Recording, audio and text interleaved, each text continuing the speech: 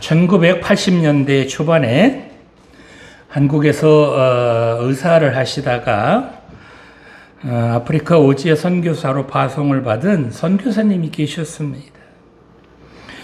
이 선교사님은 의료시설도 열악하고 기후도 맞지 않는 곳에서 아픈 사람들을 치료하며 그렇게 복음을 전하고 있었습니다. 그런데 이 선교사님의 3살 된 딸이 그만 그곳에 풍토병으로 죽고 맙니다. 하나 남은 아들마저도 말라리아에 걸렸는데 제때 치료를 받지 못해서 장애아가 됩니다. 이런 자녀들을 보고 선교사님의 아내는 그만 한국으로 돌아가자고 눈물로 호소를 합니다. 이 선교사님도 마음이 그만 흔들렸습니다. 그래, 한국으로 돌아가자.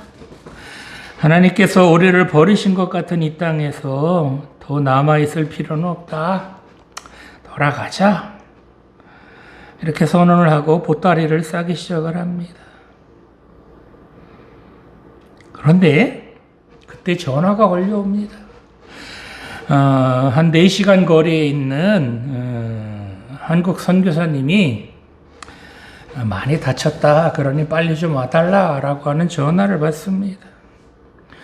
선교사님은 전화를 받자마자 서둘러서 출발을 합니다. 그런데 그렇게 한참 달리다가 차에 그만 연료가 떨어져서 시동이 꺼지고 맙니다.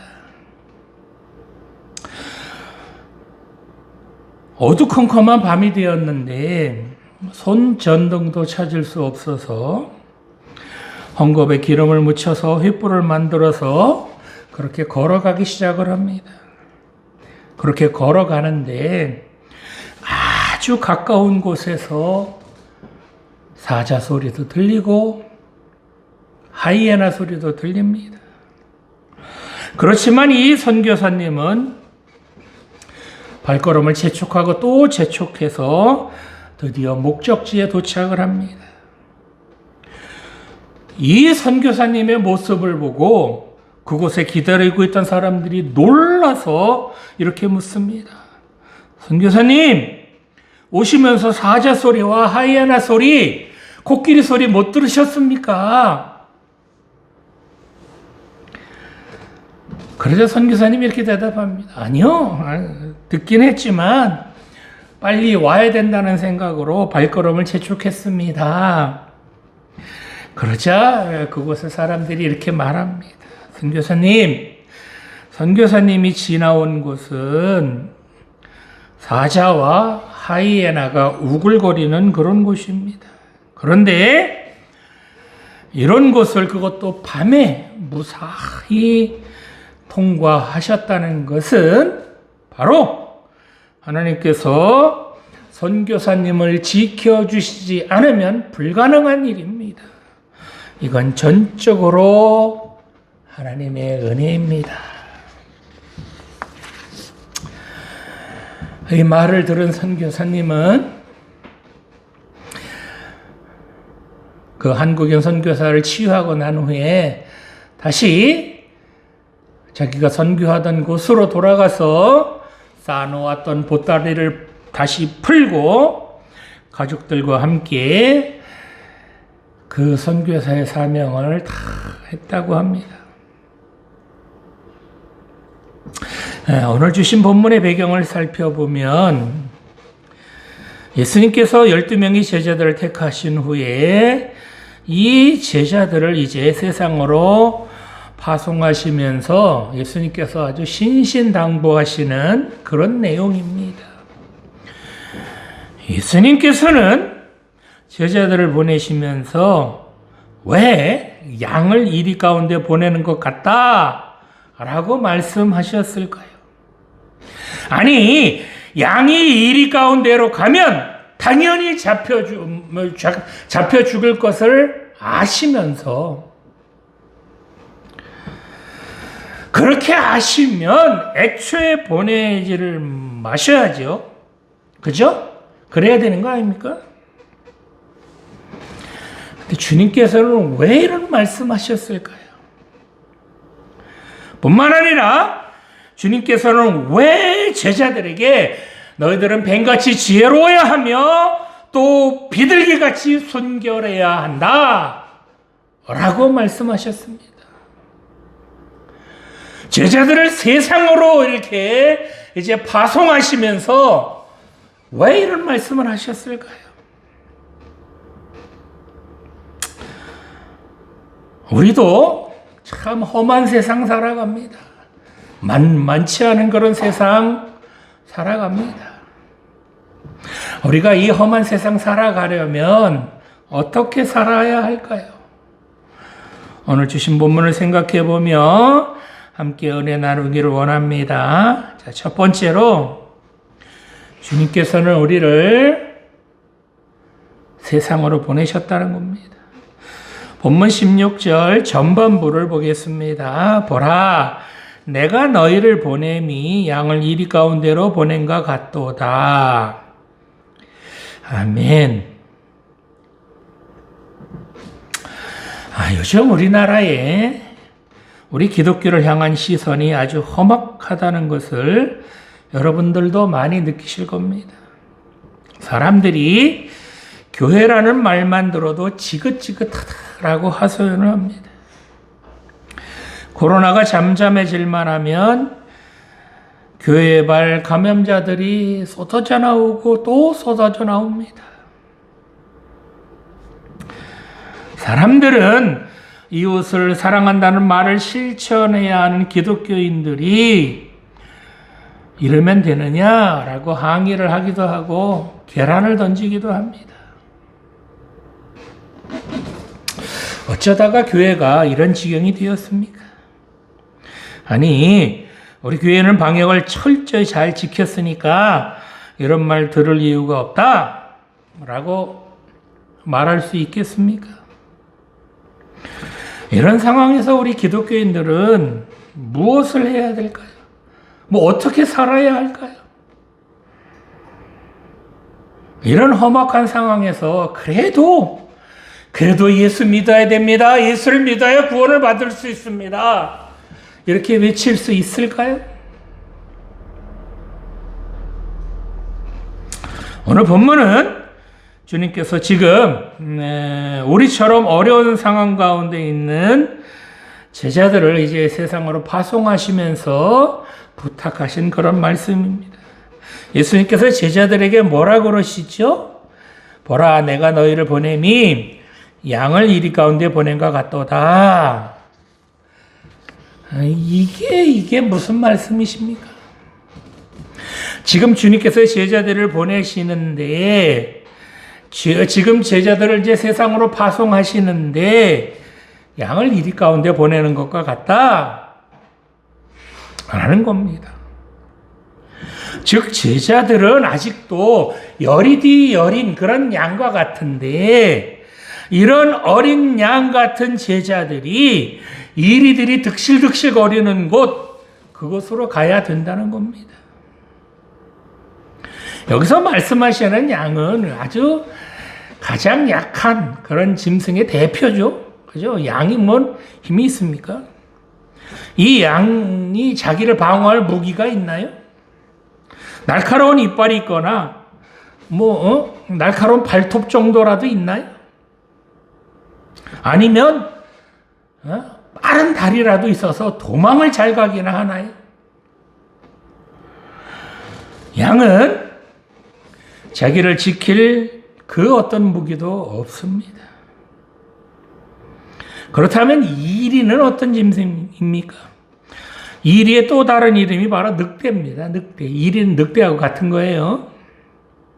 이 늑대는 6마리에서 10마리, 많게는 20마리까지 이렇게 아주 무리를 지어서 사냥을 하는데 이 늑대가 지구력이 강해서 한번 정한 사냥감이 있다. 그러면 그 정한 사냥감은 끝까지 추적을 해서 결국에는 잡아먹는다 그럽니다. 이 늑대가 얼마나 이빨이 강한지 사냥한 짐승의 뼈까지 그렇게 으스러뜨려서 먹는다고 합니다. 주님께서는 정말 어리디 어리고 여리디 여린 그런 양과 같은 제자들을 지금 이 무지막지한 이리에게 보내신다는 겁니다. 아니, 지금 주님께서 이 제정신입니까, 이게? 아니, 양을 이리 가운데 보내면 뻔히 잡혀 먹을 거, 잡혀 죽을 거 아시잖아요? 그 뻔히 아시면서 보내신다는 겁니다. 근데 중요한 것은 여기서 상대방이 그렇게 아주 엄청나고 무시무시할지라도 그래도 주님께서는 상대방이 그렇게 무시무시해도 제자들을 보낸다는 겁니다.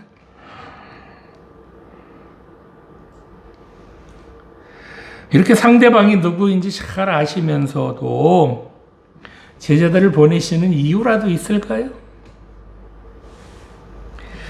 자, 여기서 제자들을 보내는 주체는 누구시죠? 누가 제자들을 지금 파송하는 겁니까? 바로 주님께서 제자들을 이제 세상에 보내시는 거죠. 그런데 이 제자들을 보내시는 이 주님은 어떤 분이죠?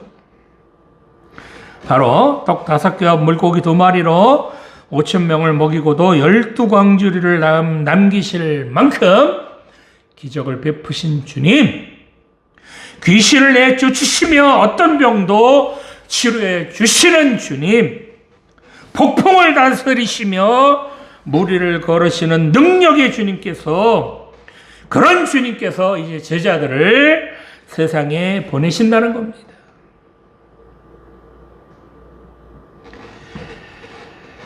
요한복음 14장 12절 말씀을 보면 내가 진실로 진실로 너희에게 이르노니 나를 믿는 자는 내가 하는 일을 그도 할 것이요 또한 그보다 큰 일도 하리니 내가 아버지께로 감이라 라고 말씀하셨습니다.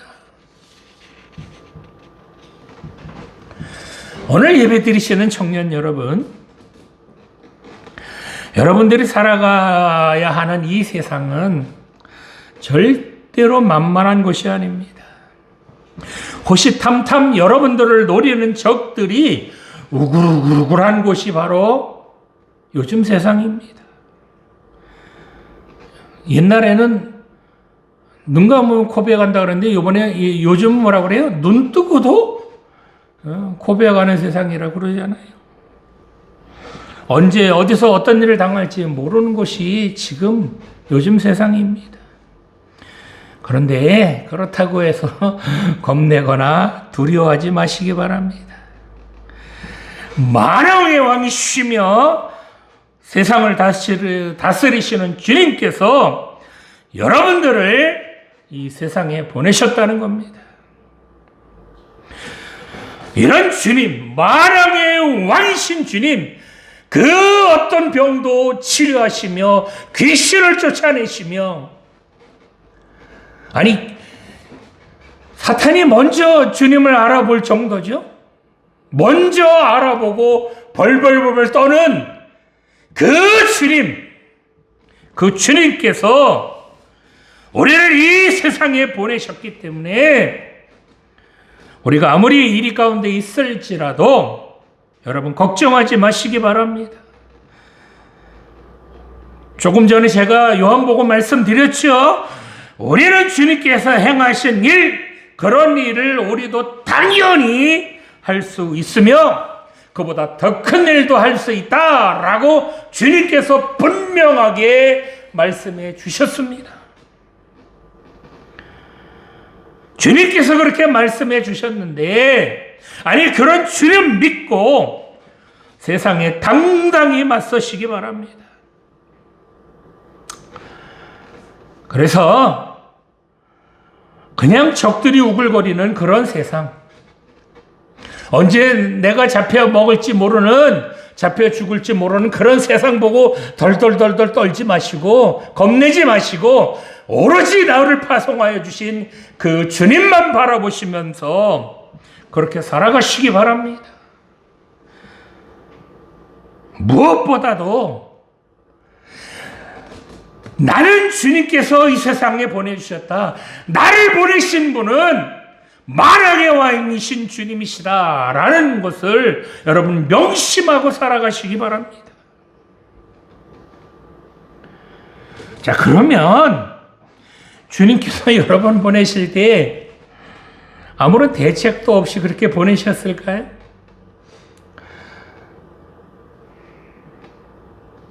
자, 두 번째로 우리는 뱀같이 지혜로워야 한다는 것입니다. 본문 16절 후반부를 보겠습니다. 그러므로 너희는 뱀같이 지혜롭고 비둘기같이 순결하라.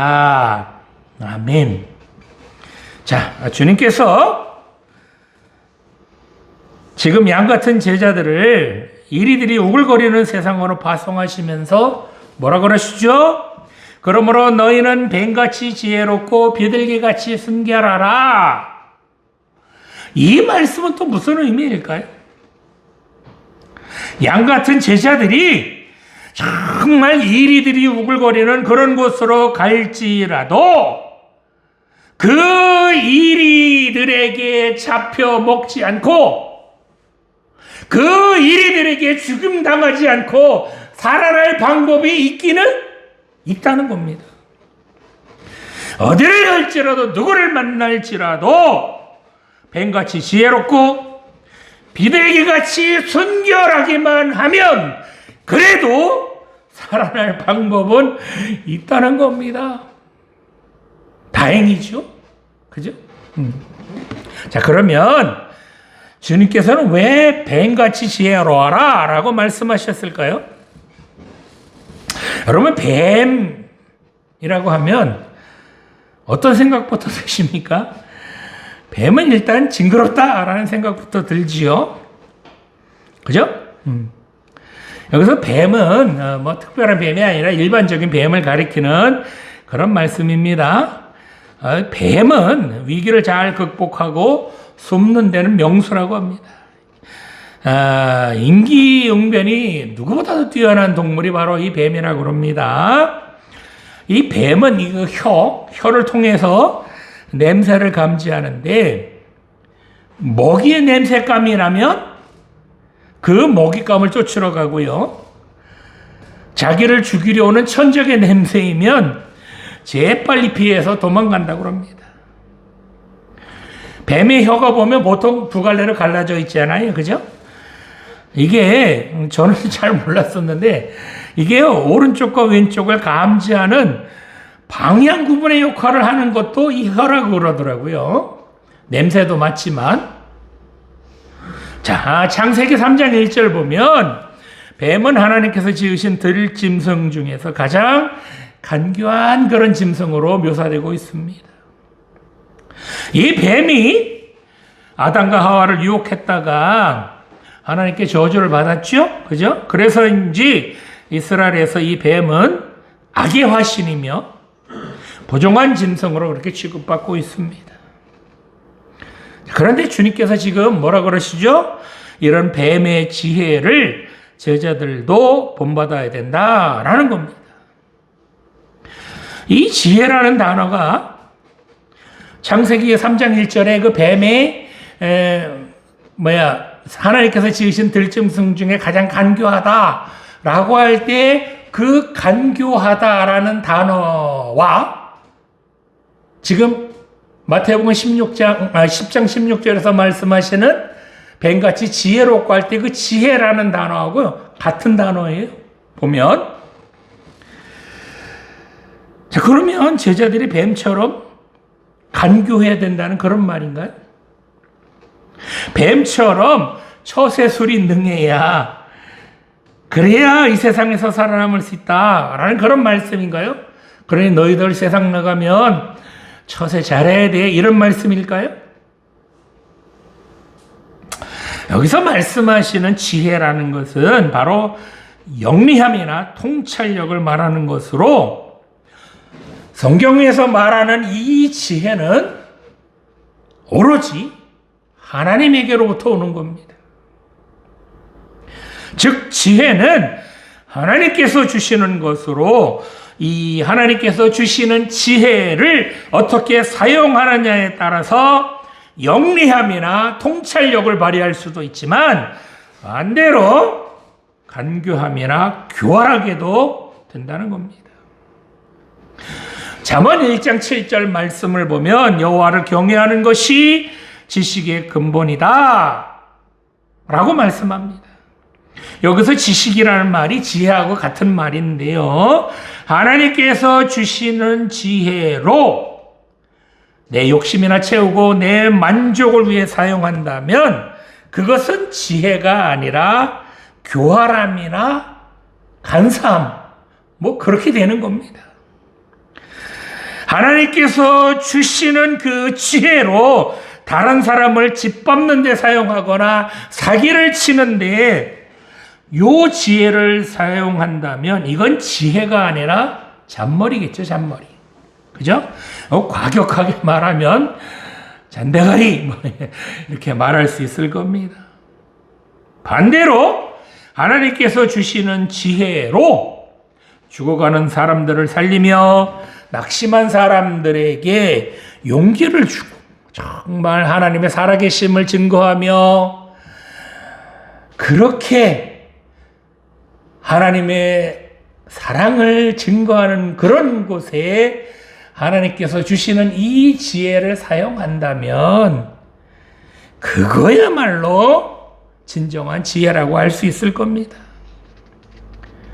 자, 그래서 하나님께 영광 돌리며 살아계신 하나님을 증거하는데 하나님께서 주신 이 지혜를 사용한다면 하나님께서 얼마나 기뻐하시겠습니까? 하나님께서 지혜를 우리 인간에게 주셨을 때는 뭐라고 주셨느냐? 바로 하나님 나라를 위하여 사용하며 하나님의 사랑을 나누는데 그렇게 사용하라고 주신 겁니다. 그런데 이 지혜를 그저 내 욕심이나 채우고 다른 사람을 짓밟는 데 사용한다면 그 지혜가 오히려 그 사람에게는 지혜가 아니라 독이 되어서 그 사람을 망하게 한다는 겁니다. 우리 많이 봤지 않아요? 잔머리 굴려서 그렇게 하는 사람들, 잔머리 잘 굴리는 사람들 대체적으로 어디 가 있어요?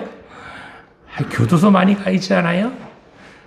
그 사람들은 하나님께서 주신 지혜가 자기들을 살리는 지혜가 아니라 자기들을 망하게 하는 독이 되었다는 거 여러분 많이 보셨잖아요.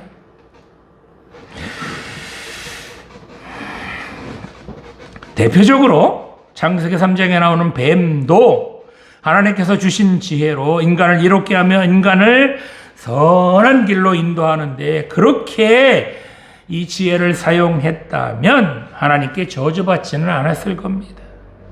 그런데 뱀은 하나님께서 주신 지혜로 인간을 죄짓게 하는데 그렇게 사용했습니다. 그러니 저주를 받을 수밖에 없는 겁니다. 성도 여러분, 야고보서 1장 5절 말씀을 보면 너희 중에 누구든지 지혜가 부족하거든 모든 사람에게 후히 주시고 꾸짖지 아니하시는 하나님께 구하라 그리하면 주시리라 라고 말씀하셨습니다. 여러분 지혜가 부족하면 하나님께 이 지혜 좀 주세요 라고 기도하시기 바랍니다. 그래서 여러분들이 어딜 가든지 무엇을 하든지 이 하나님께서 주시는 지혜를 하나님께서 기뻐하시는 그런 일에 사용하시기 바랍니다. 하나님께서 주신 지혜로 하나님을 증거하며 사시기 바랍니다. 아무리 우리를 해하려는 적이 많을지라도 아무리 우리를 유혹하고 망하게 하는 그런 자들이 득실득실할지라도 하나님께서 주시는 이 지혜로 살아간다면 감히 대적자들이 우리를 해하지 못할 겁니다. 아무리 날카로운 이빨을 가진 일이 아무리 지구력이 뛰어난 그런 때라고 할지라도 우리를 감히 해하지는 못할 겁니다. 그래서 하나님의 자녀들인 우리들은 간교한 자, 교활한 자, 이런 자들이 되면 안 된다는 겁니다. 하나님께서 주시는 지혜를 가지고 통찰력으로, 영리함으로 그렇게 이 세상을 살아갈 때에 정말 하나님을 증거하며 하나님의 살아계심을 그렇게 마음껏 전하는 그런 우리 모두가 될 줄 믿습니다. 하나님께서 주시는 지혜, 정말 하나님 뜻에 맞게 그렇게 사용하는 우리 모두가 되시기 바랍니다. 자, 마지막으로 우리는 비둘기같이 순결해야 된다는 겁니다. 본문 16절 후반부 말씀 다시 한번 보겠습니다. 그러므로 너희는 뱀같이 지혜롭고 비둘기같이 순결하라. 아멘. 자, 주님께서 제자들에게 뭐라고 그러셨죠? 뱀같이 지혜롭고 비둘기같이 순결하라 라고 말씀하셨습니다. 이리와 같은 악인들이 득실되는 세상에서 우리 자신을 보존하고 세상을 이길 수 있는 두 번째 방법이 바로 비둘기같이 순결해야 된다는 겁니다. 비둘기는 유대인들에게 순전함과 순결의 상징이었습니다. 이 비둘기는 노아 홍수 때 방주에 들어갔던 새고요. 또 이제 홍수가 끝나고 땅이 말라간다 라는 기쁜 소식을 전해준 그런 새이기도 하죠. 또 비둘기는 가난한 자들이 하나님께 드리는 거룩한 제물로 쓰이는 유일한 새가 바로 이 비둘기였습니다.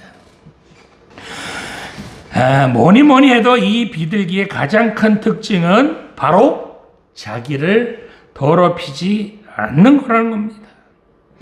비둘기는 자기가 먹는 모이만 먹지 아무리 배가 고파도 아무리 맛이 있을지라도 더럽거나 썩은 것, 오염된 것은 절대로 먹지 않는다고 합니다. 그래서 지금 주님께서 세상의 죄 또는 불의 그런 것과 타협하지 않는 신앙의 순전성, 순수성을 유지해라 라고 지금 말씀하시는 겁니다. 이 순결은 세상의 가치관이거나 세상 죄에 물들지 않고 하나님의 말씀을 지키는 신앙적인 순결을 말합니다. 우리를 유혹하는 세상의 가치관이나 죄에 대하여 피 흘리기까지 대항해서 우리를 순결하게 지키는 것, 신앙의 순결함을 지키는 것, 그것을 말합니다. 이렇게 피 흘리기까지 우리 신앙의 순결을 지키면 어떻게 될까요? 아니, 주님께서는 왜 비둘기같이 순결해라, 왜 우리 신앙을 순결하게 지켜라 라고 왜 말씀하셨을까요? 오늘 말씀 뒤쪽에 나오는 10장 19절에서 20절 말씀을 보면 너희를 넘겨줄 때에 어떻게 또는 무엇을 말할까 염려하지 말라. 그때에 너희에게 할 말을 주시리니 말하는 이는 너희가 아니라 너희 속에서 말씀하시는 이 곧 너희 아버지의 성령이시니라. 이렇게 말씀하셨습니다. 즉 이렇게 신앙의 순결을 지키는 사람에게만 성령님께서 우리가 할 말이 무엇인지 그 할 말을 주신다는 겁니다. 성령님께서 신앙의 순결을 지키는 그 사람 속에서 말씀하시는 거라. 신앙의 순결을 지켜가며 하나님 말씀대로 살아가는 사람들은 성령님께서 그 사람 속에서 할 말을 주셔서 그 사람을 통해서 일하게 하신다는 겁니다.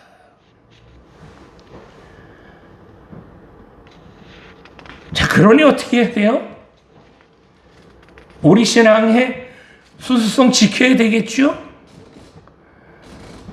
교회 갔다가 절에 갔다가 뭐 미신이나 믿고 이러면 되겠습니까?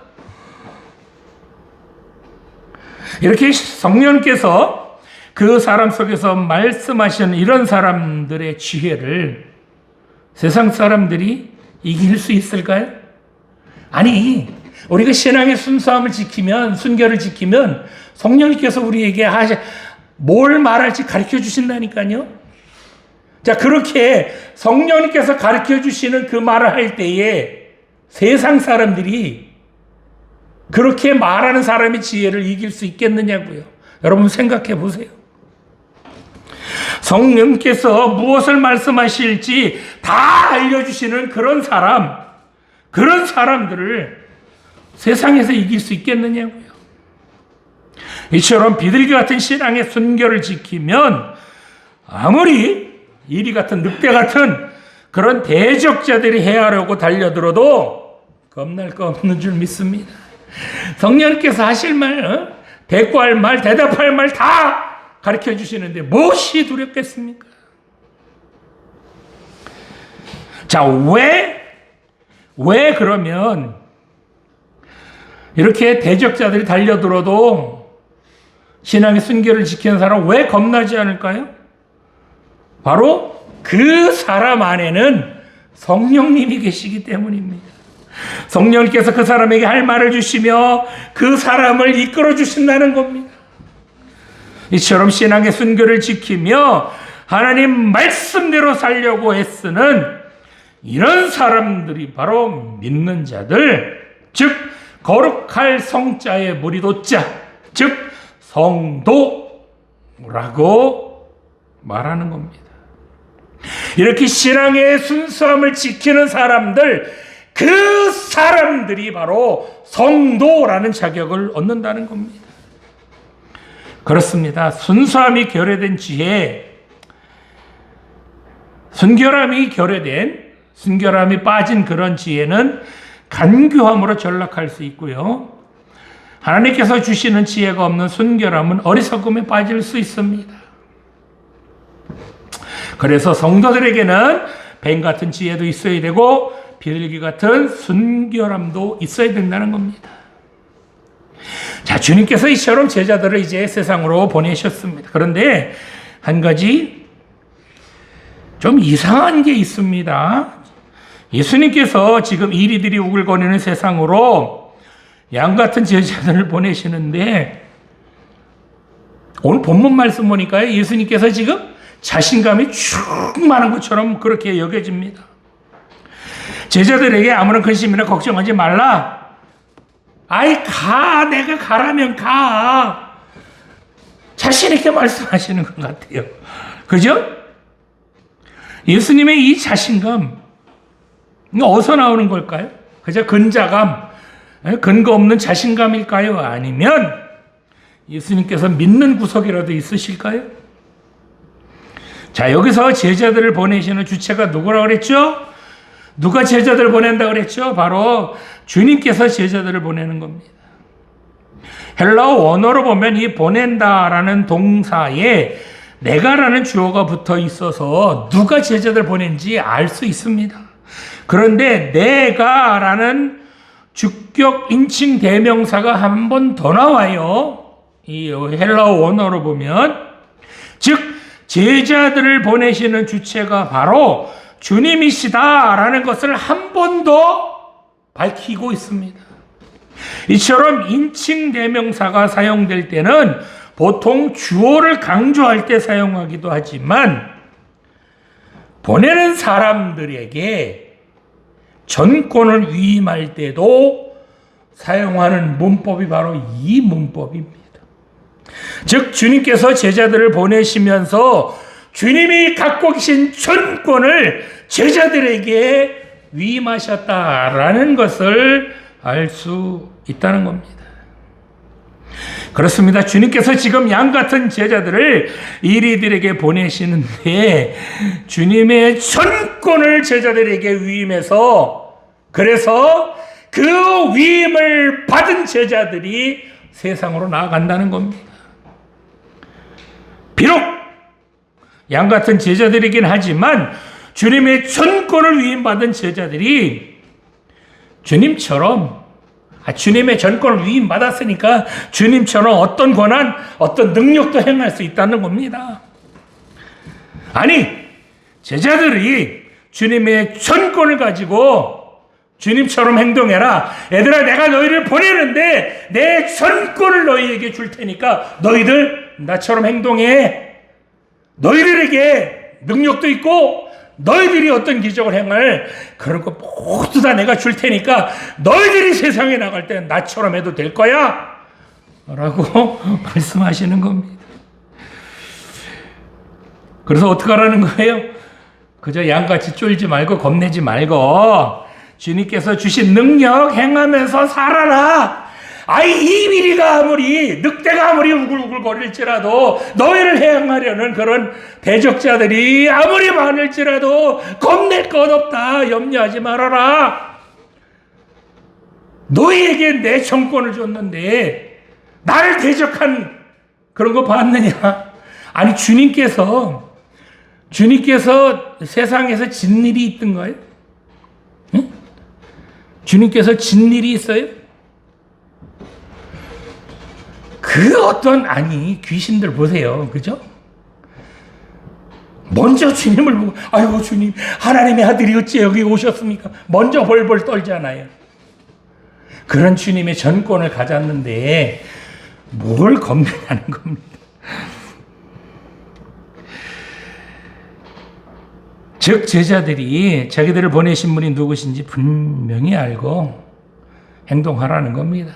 너희를 보낸 사람, 보통 사람 아니다. 너희들 경험해봤지 않느냐. 내가 누군지 알지. 내 전권 너희들에게 줄 테니까 걱정하지 말고 나가. 이들, 네 대적자들 아무리 많아도 걱정하지 마라. 그 대적자들이 너희들 이길 수 없어. 걱정하지 마. 지금 이런 말씀이잖아요. 이렇게 주님의 전권을 가지고 세상으로 파견된 제자들이 어떻게 되든가요? 주님처럼 귀신 쫓아내잖아요. 그죠? 병든 사람 고치잖아요. 죽었던 사람까지 살린다니까요. 베드로 보세요. 다비다라고 하는 여제자 죽었는데 베드로가 그냥 예수님처럼 살려낸다니까요. 주님의 전권을 가지지 않고 그게 어떻게 가능해요? 그죠? 그렇습니다. 우리가 세상에 나아갈 때 우리를 보내신 분이 누구신지 분명히 여러분 명심하시기 바랍니다. 나를 보내신 분이 누구신지 분명하게 한다면 겁나거나 두려워할 것 없을 줄 믿습니다. 나를 보내신 분이 바로 우리 주님이시다 라는 자부심 가지고 세상에 나가시기 바랍니다. 주님께서 전권을 나에게 위임하셨다는 자신감으로 살아가시기 바랍니다. 주님께서 전권을 나에게 위임하셨는데 아무리 사나운 일이, 아무리 사나운 늑대가 달려들지라도 겁날 것 없는 줄 믿으시기 바랍니다. 오늘 예배 드리시는 성도 여러분, 여러분에게는 주님께서 맡겨주신 전권이 있습니다. 그래서 아무리 이리들이 우글거리는 곳일지라도 겁내거나 두려워할 필요가 없습니다.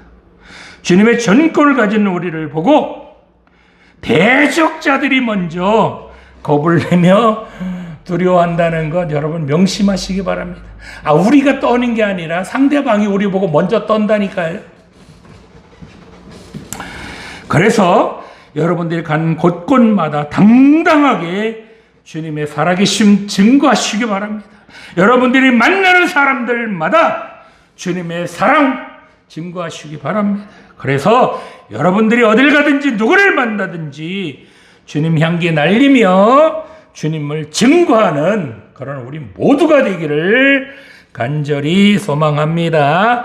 기도드리시겠습니다. 살아계신 하나님 아버지, 우리가 이 땅에 온 것은 그저 아무 의미 없이 온 것이 아니라 하나님께서 우리를 이 땅에 보내셨다는 것 명심하게 하여 주시옵소서. 그래서 이 땅에 아무리 험하고 힘들지라도 주님 붙잡고 살아가게 하여 주시옵소서. 또한 하나님께서 주신 지혜로 하나님께 영광 돌리며 하나님을 증거하는 그런 일에 이 지혜를 소중하게 사용하게 하여 주시옵소서. 그저 내 욕심을 채우는 그런 교활함, 그런 것으로 이 시회를 사용하지 않게 하여 주시옵소서. 또한 순결하게 우리 신앙 지켜가게 하여 주시옵소서. 그래서 세상의 어떤 죄와 유혹이 우리에게 다가온다 할지라도 순결하게 우리 신앙을 지키게 하여 주시옵소서. 그래서 이 시대에 하나님께 귀하게 쓰임받는 우리 모두 되게 하여 주시옵소서. 하나님의 전권을 위임받은 하나님의 자녀답게 당당하게 이 세상에 맞서서, 이 세상을 리더하는 우리 모두 되게 하여 주시옵소서. 감사드리며 예수님 이름으로 기도드립니다. 아멘.